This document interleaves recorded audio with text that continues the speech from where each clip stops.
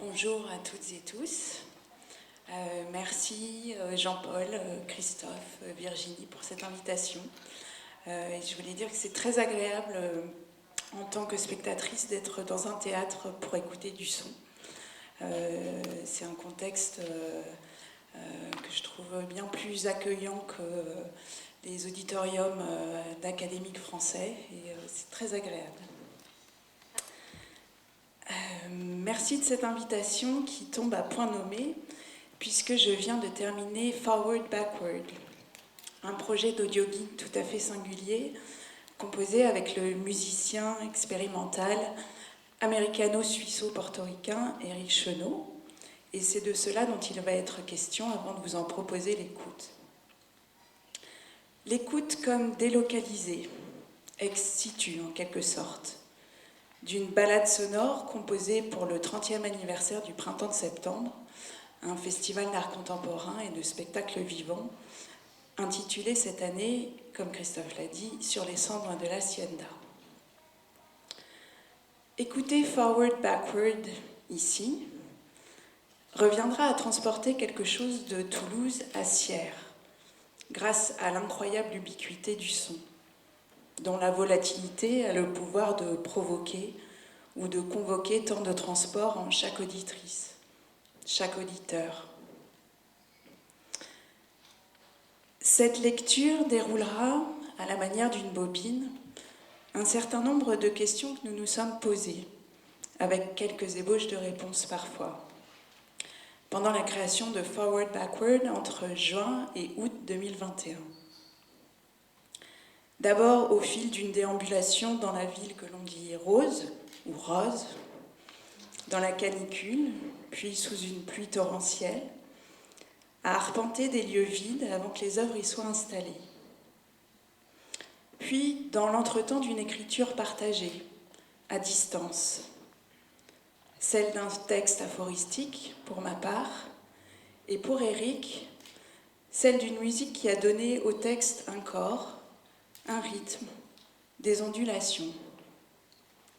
Enfin, à l'intérieur d'un studio aux murs de pierre, d'une maison du XVe siècle dans un petit hameau de Corrèze, où Forward Backward a pris forme et nous a comme déplacés dans les multiples espaces-temps qui lui appartiennent. C'est là que nous est venue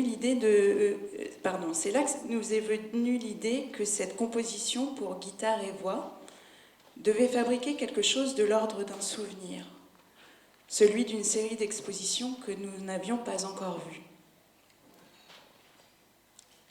Mais qu'est-ce qu'un souvenir, si ce n'est la réécriture d'un passé au présent, d'un présent déjà passé? Comment donner une forme à une mémoire recomposée, à la fois visuelle et tactile?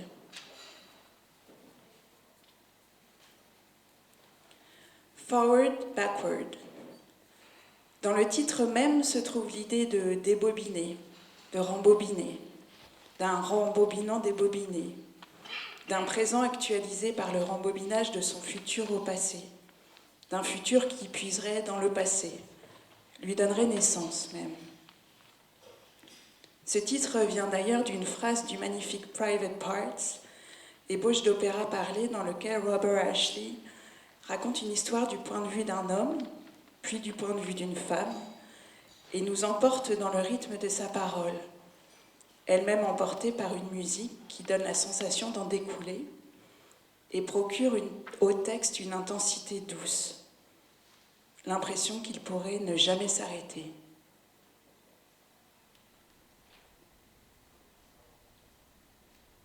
Là, en ce moment, vous entendez ma voix. Et, par exemple, j'arrête. À quel moment la vibration de ma voix s'arrête? Est-ce que vous entendez encore ma voix ou non? C'est cette question, posée par l'écrivaine et traductrice japonaise Ryoko Sekiguchi, qui d'ailleurs, je ne l'avais pas écrit, mais je l'ajoute pour peut-être combler au point de suspension hier sur la question de la voix et de la mémoire. Elle a écrit un très bel essai sur la voix qui s'appelle La voix sombre, publié aux éditions POL.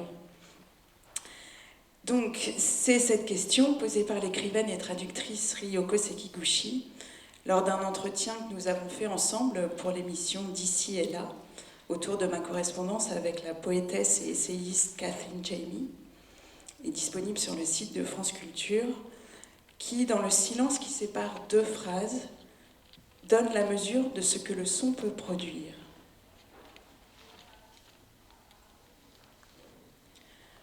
Lorsque quelqu'un arrête de parler, jusqu'à quand et jusqu'où continue-t-on d'entendre sa voix ?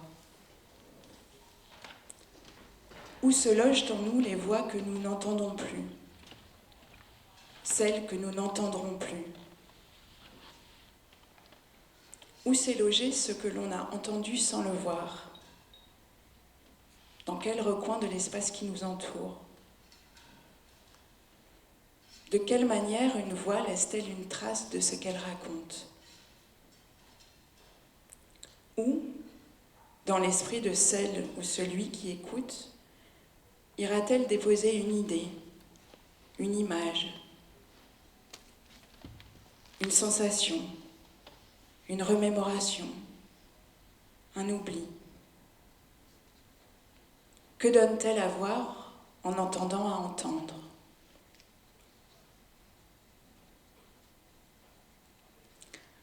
Comment donc, Éric Chenot et moi, pouvions-nous donner à entendre des œuvres que nous n'avions pas vues ? Comment pouvions-nous fabriquer le souvenir d'une série d'expositions pour celles et ceux qui ne les verraient pas, ne les auraient pas parcourues ? Un souvenir qui puisse être à la fois commun et individuel, mental et spatial, et qui ne nous appartiendrait plus une fois Forward Backward disponible à l'écoute.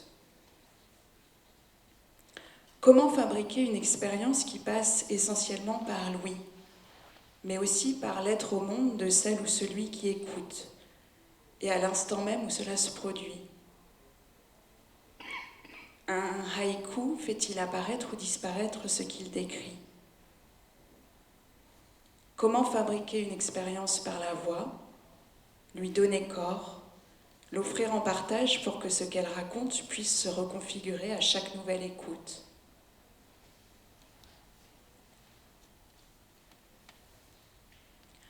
Je ne me suis pas véritablement posé toutes ces questions en écrivant les fragments qui scandent Forward Backward, mais c'est a posteriori qu'elles sont venues, en remontant en arrière justement, backward.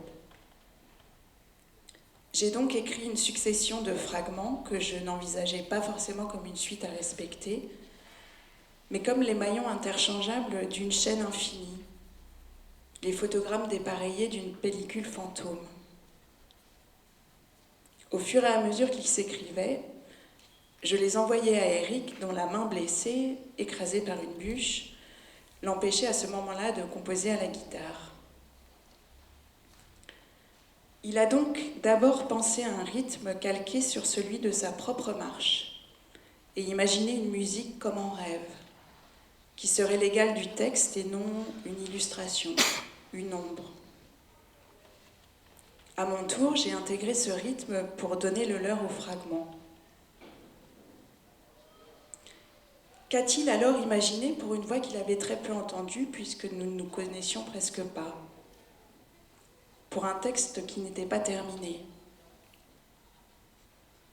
Comment a-t-il composé intérieurement une ballade sonore, ce joli mot ballade qui a la particularité d'incarner à la fois un genre musical et le déplacement d'un corps dans l'espace ? Comment a pris forme en lui cette ballade sonore sans parcours ? Dans un enregistrement fait avec mon téléphone pendant les répétitions, on entend Éric dire « I think in terms of a material. If I had a keyboard, what could the keyboard do? It couldn't play acoustic guitar, but it could play with other things. So it's like a person changing, but not changing instruments, just changing sounds, So you can go between ring modulator and not ring modulator every 10 seconds, très vite. And then maybe choose to go for fuzz, and maybe I might not.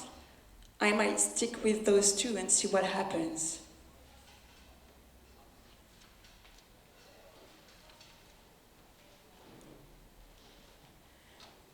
L'écriture d'un texte ou d'une musique contient en elle une forme de magie.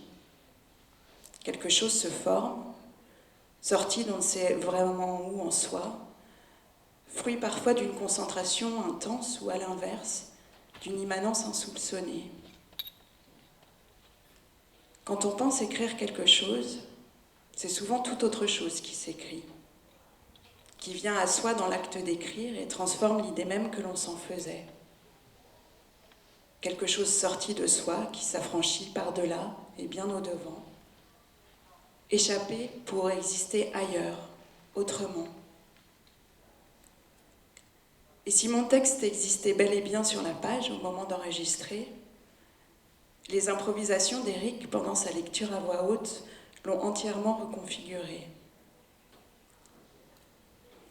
Écrire pour un enregistrement demande à lire et relire un texte à haute voix, et non plus intérieurement, comme je l'ai fait pour celui-ci, et qu'ainsi il puisse se réécrire à mesure que son propre écho lui dicte autre chose, à mesure que la musique qui en émane puisse lui façonner une toute autre existence. Et sur ce, je vous propose d'écouter Forward Backward et de vous laisser porter, emporter peut-être.